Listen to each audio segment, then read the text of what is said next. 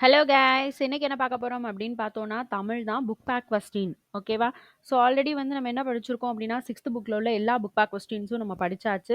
அதே மாரி 7த் புக்ல ஃபர்ஸ்ட் இயர்ல ஃபர்ஸ்ட் டெர்மோட புக் பேக் கொஸ்டின் கம்ப்ளீட் பண்ணியாச்சு. ஸோ இப்போ நம்ம படிக்க போறது வந்து இயல் 2ஓடது.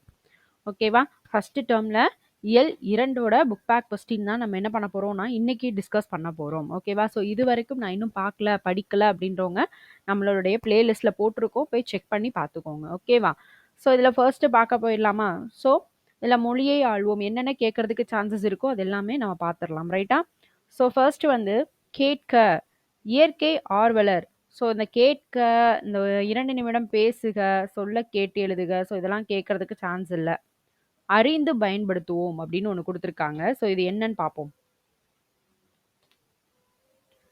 அறிந்து பயன்படுத்துவோம். ஸோ இதுல என்ன குடுத்துருக்காங்கன்னா, பால் 5 வகைப்படும். பால் எத்தனை வகைப்படும்? 5 வகைப்படும். அது என்னென்ன? ஆண்பால், பெண்பால், பலர்பால், ஒன்றன்பால், பலவின்பால். ஓகேவா? லாஸ்ட் நம்ம திணை வந்து 2 வகை படிச்சோம். உயர்திணை 1, அஃறிணை 1. உயர்திணைனா என்ன? அஃறிணைனா என்ன? அப்படின்னு லாஸ்ட் நம்ம புக் பேக் கொஸ்டின் டிஸ்கஸ் பண்ணும்போது அதுல அந்த பார்ட்லாம் இருந்துச்சு. ஸோ இதுல என்ன குடுத்துருக்காங்க அப்படின்னா, பால் பேஸ் பண்ணி குடுத்துருக்காங்க. அதாவது உயர்திணையில என்னென்ன, அஃறிணையில என்னென்ன அப்படின்ற மாதிரி குடுத்துருக்காங்க. ரைட்டா? ஸோ இதுல உயர்திணை அப்படின்னு பார்ப்போம். ஒரு ஆணை குறிச்சுது அப்படின்னா, அது என்னது? ஆண்பால். ஓகேவா? மாணவன். எடுத்துக்காட்டு தான் ரொம்ப இம்பார்ட்டன்ட். இதெல்லாம் பொறுத்தவரைக்கும் எடுத்துக்காட்டு ரொம்ப இம்பார்ட்டன்ட். அத நல்லா பார்த்துக்கோங்க. ஓகேவா? ஸோ இதுல என்ன குடுத்துருக்காங்க அப்படின்னா, மாணவன், செல்வன். ஸோ இது எல்லாமே ஆண்பால் தான். அதே வந்து ஒரு பெண்ணை குறிப்பது அப்படின்னா, அது பெண்பால். எடுத்துக்காட்டு என்ன? ஆதினி, மாணவி. ஸோ இதெல்லாமே பெண்பால். ஒன்றுக்கு மேற்பட்டவர்கள குறிச்சுது அப்படின்னா, அதுதான் பலர்பால். ஒன்றுக்கு மேற்பட்டவர்கள குறிச்சுது அப்படின்னா, அதுதான் பலர்பால். மாணவர்கள், மக்கள். ஸோ இந்த மாதிரி. ஓகேவா? ஸோ நெக்ஸ்ட்டு அஃறிணையில நம்ம பார்த்தோம் அப்படின்னா, உயர்திணைன்னா என்ன சொன்னோம்? 6 அறிவுடைய மனுஷன் மட்டும் தான் உயர்திணை. மத்த எல்லாமே அஃறிணை தான். ஓகேவா? பறவை, விலங்கு, உயிருள்ள பொருள், உயிரற்ற பொருள் மத்த எல்லாமே என்னது தான்? அஃறிணை தான். அஃறிணையில ஒண்ணே ஒண்ண மட்டும் சிங்குலரா குறிச்சுது அப்படின்னா, அது ஒன்றன்பால். கல், பசு. ஸோ இந்த மாதிரி ஒன்றுக்கு மேற்பட்டத சொல்லுச்சு அப்படின்னா, அதுதான் பலவின்பால். ஓகேவா? மண்புழுக்கள், பசுக்கள். ஸோ இந்த மாதிரி. ஓகேவா? நெக்ஸ்ட்டு எதிர்பாலுக்குரிய பெயர்கள சொல்ல சொல்லியிருக்காங்க. மகளிர் அப்படின்னா என்னது? பெண்கள சொல்றாங்க. அதுக்கு ஆப்போசிட் ஆடவர் இல்லையா? மகளிர் அப்படின்னா என்னது? பெண்கள். ஆடவர்னா என்னது? ஆண்கள். பெண் அப்படின்னா ஆப்போசிட் வேர்ட் ஆண். ரைட்டா? சிறுவன் ஆப்போசிட் வேர்ட் சிறுமி. ஓகே? ஸோ நெக்ஸ்ட்டு அரசன் ஆப்போசிட் அரசி. மாணவன் ஆப்போசிட் வேர்ட் மாணவி. ஓகேவா? ஸோ இந்த மாதிரி கொஸ்டின்ஸ் கேட்க சான்ஸ் இருக்கு. தோழி ஆப்போசிட் வேர்ட் தோழன். ஸோ இதெல்லாம் ஆப்டிடியூட்ல என்ன செஞ்சிருப்பாங்க அப்படின்னா, இதோடைய எதிர்ச்சொல் என்ன? தோழன். அந்த மாதிரி கேட்கறதுக்கு என்ன செய்யுது? சான்சஸ் இருக்கு. ரைட்டா? நெக்ஸ்ட்டு படத்திற்கு பொருத்தமான பாலை எழுதுக. ஸோ இது கேட்க வாய்ப்பில்ல. படம் குடுத்தாலும் நமக்கு கேட்க மாட்டாங்க. ஆனா நமக்கு படிச்சதுக்காக, சும்மா தெரிஞ்சுக்கிறதுக்காக ஒருக்க கூட நம்ம பார்க்கலாம். இது வந்து அஃறிணை இல்லையா? ஒண்ணே ஒண்ணு தான் இருக்கு. அது ஒன்றன்பால். இது ஒரு பெண். அப்ப இது என்னது? பெண்பால். ரைட்டா? ஸோ இது ஒரு பையன் இல்லையா? அது ஆண்பால். இதுல நெறைய பேர் இருக்காங்க. நெறைய பேர் ஒன்றுக்கு மேற்பட்டத சொன்னா அது என்னது? பலர்பால். இது எல்லாமே என்னது? இந்த 3மே உயர்திணை. இந்த 3மே என்னது? உயர்திணை. ரைட்டா? ஸோ நெக்ஸ்ட்டு இது என்னது? ஒண்ணே ஒண்ணு தான் இருக்கு. இது அஃறிணை. அப்போ இது ஒன்றன்பால். ஓகேவா? இது என்னது? நெறைய இருக்கு அதிலேயே. அஃறிணையிலே நெறைய இருக்கு. அப்ப இத என்ன சொல்லுவாங்க? பலவின்பால் அப்படின்னு சொல்லுவாங்க. ரைட்டா? நெக்ஸ்ட்டு பிழையை திருத்தி சரியாக எழுதுக. பிழைய திருத்தி எழுத சொல்லியிருக்காங்க. எடுத்துக்காட்டு கண்ணகி சிலம்பு அணிந்தான் அப்படின்னு குடுத்துருக்கா. கண்ணகின்றது ஒரு பெண்பால் இல்லையா? ஸோ அப்ப என்ன வரணும்? சென்டென்ஸ் எப்படி கம்ப்ளீட் ஆகணும்? அணிந்தாள். ஓகேவா? ஸோ இல் தான் என்ன செய்யணும்? வரணும். இன் அப்படின்றது இது ஆண்பால குறிக்கிறதுக்குரியது. ஸோ இது வராது. அடுத்தது ஃபர்ஸ்ட் ஒன் இது எக்ஸாம்பிள் குடுத்துருக்காங்க. ஸோ ஃபர்ஸ்ட் ஒன் கோவலன் சிலம்பு விற்க போனாள். கோவலன் அப்படிங்கிறது யாரு? ஒரு பையன், ஒரு ஆண். அப்ப என்ன வரணும் இந்த இடத்துல? போனாள் கிடையாது. போனான். ஓகேவா? நெக்ஸ்ட் அரசர்கள் நல்லாட்சி செய்தார். இப்போ அரசர் அப்படின்னு வந்துச்சுன்னா நல்லாட்சி செய்தார். அது சென்டென்ஸ் கரெக்ட். அரசர்கள் பன்மையில குடுத்திருக்கு. அப்போ செய்தார்கள். அப்ப என்ன வரணும்? செய்தார்கள் அப்படின்னு வரணும். ரைட்டா? நெக்ஸ்ட் பசு கன்றை ஈன்றன அப்படின்னு குடுத்திருக்கு. பசுன்னு வரும்போது அது ஒன்றன் பால். ஸோ அதுக்கு வரும்போது என்ன வரணும் அப்படின்னா ஈன்றது அப்படின்னு வரணும். பசுக்கள்னு வந்தா ஈன்றன அப்படின்னு வரும். ஓகேவா? அப்போ இத செகண்ட் ஃபோர்த் ஒன் பார்ப்போம். மேகங்கள் சூழ்ந்து கொண்டது. மேகம் சூழ்ந்து கொண்டதுன்னா கரெக்ட். மேகங்கள் சூழ்ந்து கொண்டன. ஓகேவா? ஸோ ப்ளூரல் ஃபார்ம்ல வரும்போது கொண்டன, ஈன்றன அப்படின்னு வரும். சிங்குலர்ல வரும்போது கொண்டது, ஈன்றது. ஸோ இந்த மாதிரி வரணும். ஓகேவா? நெக்ஸ்ட் குழலி நடனம் ஆடியது. குழலி அப்படின்றது ஒரு பெண்ணை குறிக்கிற மாதிரி இருக்கு. ரைட்டா? ஸோ அப்போ குழலி நடனம் ஆடினாள் அப்படின்றதா கரெக்ட். ஆடினாள்.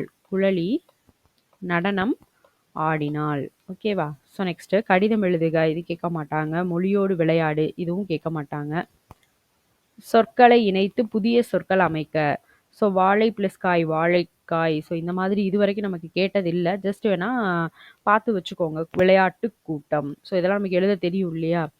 ஸோ இந்த மாதிரி கேட்டதில்லை. ஜஸ்ட் வேணா பார்த்துக்கோங்க.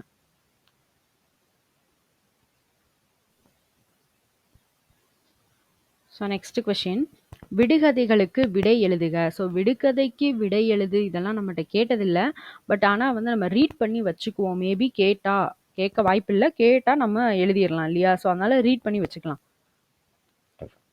மரம் விட்டு மரம் தாவுவேன். மரம் விட்டு மரம் தாவுறது குரங்கு தான். ஆனால் குரங்கு இல்லைன்னு சொல்லிட்டாங்க. ஸோ நெக்ஸ்ட் வளைந்த வாளுண்டு. புலி அல்ல. கொட்டைகளை குறிப்பேன். கொட்டை குறிக்கன்னா கிளி இல்லையா? ஸோ கிளியும் இல்லைன்னு சொல்லிட்டாங்க. முதுகுல 3 கோடு உடையவன். 3 கோடு முதுகுல இருக்கும்னாலே அது யாருன்னு நமக்கு தெரியும். அணில் அப்படிதானே? அதுக்கு தான் 3 கோடு முதுகுல இருக்கும். இதோட ஆன்சர் அணில் தான். நெக்ஸ்ட் என் பெயர் 3 எழுத்துக்கள் கொண்டது. மொத்தமே 3 லெட்டர் தான் வரப்போகுது. சரி ரைட். அடுத்தது முதல் எழுத்தை நீக்கினால் மறைப்பேன். முதல் எழுத்தை நீக்கினால் மறைப்பேன். சரி ஓகே. 2ஆம் எழுத்தை நீக்கினால் குறைப்பேன். 3ஆம் எழுத்தை நீக்கினால் குதிப்பேன் நான் யார்? ஸோ மொதல் எழுத்தை நம்ம எடுத்துட்டோம்னா அது என்ன வரும்? மறைப்பேன் அப்படின்னா ஒரு மறைக்கிறது அப்படின்னா திரை பேஸ் பண்ணி வரும். ரைட்டா?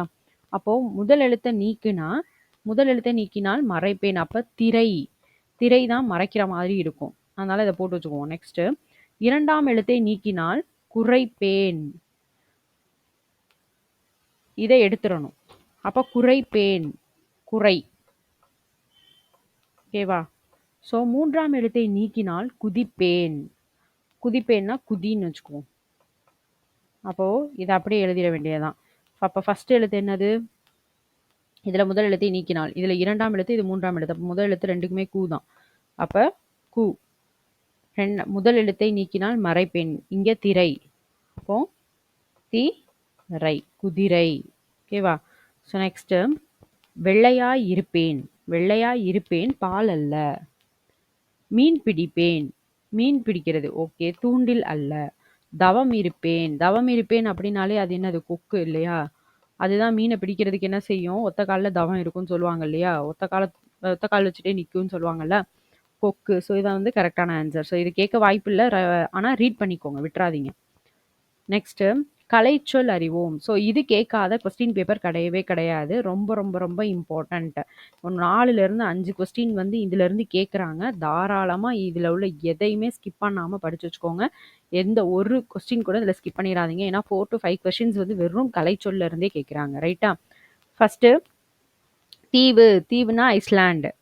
தீவு அப்படின்னா ஐஸ்லாண்டு. ஸோ நெக்ஸ்ட் இயற்கை வளம். இயற்கை வளம்னா என்னதுன்னா நேச்சுரல் ரிசோர்ஸ். இயற்கை அப்படின்னா நேச்சுரல். இயற்கை வளம் நேச்சுரல் ரிசோர்ஸ். வன விலங்குகள். வன விலங்குகள்னா என்னது? Wild animal. வன விலங்குகள் அப்படின்னா வைல்ட் அனிமல்ஸ். வன பாதுகாவலர் அப்படின்னா ஃபாரஸ்ட் கன்சர்வேட்டர். ஓகேவா? வன பாதுகாவலர் அப்படின்னா ஃபாரஸ்ட் கன்சர்வேட்டர். உவமை அப்படின்னா ப்ராபபிள். உவமை அப்படின்னா ப்ராபபிள். காடு அப்படின்னா ஜங்கல். காடு அப்படின்னா ஜங்கல். வனவியல் அப்படின்னா ஃபாரஸ்ட்ரி. வனவியல் அப்படின்னா ஃபாரஸ்ட்ரி. பல்லுயிர் மண்டலம் அப்படின்னா பயோடைவர்சிட்டி. பல்லுயிர் மண்டலம் அப்படின்றது பயோடைவர்சிட்டி. தீவு அப்படின்னா ஐஸ்லாண்ட். இயற்கை வளம் அப்படின்னா நேச்சுரல் ரிசோர்ஸ். வன விலங்குகள் அப்படின்னா வைல்டு அனிமல்ஸ். வன பாதுகாவலர் அப்படின்னா ஃபாரஸ்ட் கன்சர்வேட்டர். உவமை அப்படின்னா ப்ராபபிள். காடு அப்படின்னா ஜங்கிள். வனவியல் அப்படின்னா ஃபாரஸ்ட்ரி. பல்லுயிர் மண்டலம் அப்படின்னா பயோடைவர்சிட்டி. ஓகேவா? அவ்வளோதான். ஸோ கலைச்சொல் வந்து எதுவுமே ஸ்கிப் பண்ணிடாமல் படிச்சுக்கோங்க. ஸோ இதோட என்னாச்சு அப்படின்னா நம்மளுடைய 7th புக்கில் 2வது இயலுடைய புக் பேக் கொஸ்டின் ஃபுல்லாக கம்ப்ளீட் பண்ணியாச்சு. ஓகேவா? ஸோ இன்னும் படிக்காதவங்க பிளேலிஸ்ட்டை போய் செக் பண்ணி பாருங்கள். ஸோ இன்னும் ஒரு இயல் முடித்தோம் அப்படின்னா 7th ஃபஸ்ட் டேர்ம் ஃபுல்லாகவே கம்ப்ளீட்டாக முடிஞ்சிடும். நமக்கு செகண்ட் டேர்ம்குள்ளே போயிடலாம். ஓகேவா? ஸோ நெக்ஸ்ட்டு வந்து பார்த்தீங்க அப்படின்னா ப்ரீவியஸ் இயர் கொஸ்டினும் நம்ம தமிழில் போட்டுட்ருக்கோம். இலக்கண பாட்டும் தமிழில் போட்டுட்டு இருக்கோம். ஓகேவா? ஸோ அதுவுமே போய் பார்த்துக்கோங்க. எக்ஸாம்ஸ் நெருங்கி வந்துருச்சு. ஸோ ஏப்ரலில் வந்து அனௌன்ஸ்மெண்ட் கொடுத்துருவாங்க. ஸோ அதனால ஸ்பீடாக படிக்க ஸ்டார்ட் பண்ணிடுங்க. ஓகேவா? தேங்க்யூ.